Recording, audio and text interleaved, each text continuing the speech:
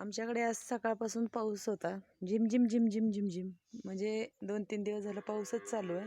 पण आज जरा बऱ्यापैकी थोडा होता. आत्ता थोडा उघडलाय. केवढी चिकचिक चिकचिक केली आहे बघा पावसाने.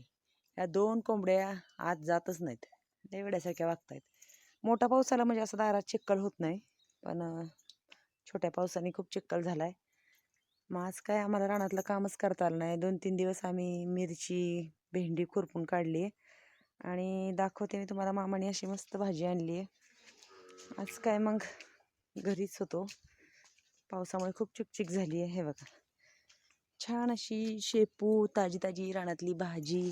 पण पावसामुळे सगळी खराब हे म्हणजे चिक्कल लागल्यामुळे मामाने टबमध्ये आणून टाकली. छान अशी कोथिंबीर, किती छान वास येते बघा कोथिंबीरीचा. आणि हा मस्त असा भोपळा, कारली तिकडे छान खूप अशी आलेली आहेत. आणि आत्ताच पाऊस थोडासा उघडलेला आहे. आम्ही पण आज वांग्याची रोपं लावलीत मामांनी. आणि आत्यांचं काय चालू आहे बघा. आज पाऊस येत असल्यामुळे आत्यांनी थोडं शिवणकाम केलंय. जुना कवर काढलाय गादीचा आणि छान असा आत्यांनी जुन्या साडीचाच कवर असा मस्त गादीला कवर लावलाय. आम्ही असे साडींचे कवर गाद्यांना शिवलेत. म्हणजे आत्यांनीच शिवलेले हे. असं रानात काम नसलं की आत्यांचं असं मस्त चालू आहे शिवणकाम. हे बघा, पावसामुळे सगळी कपडे अशी आत टाकलेली आहेत, कारण बाहेर काही उपयोग होत नाही. आत्ता थोडा पाऊस उघडलाय.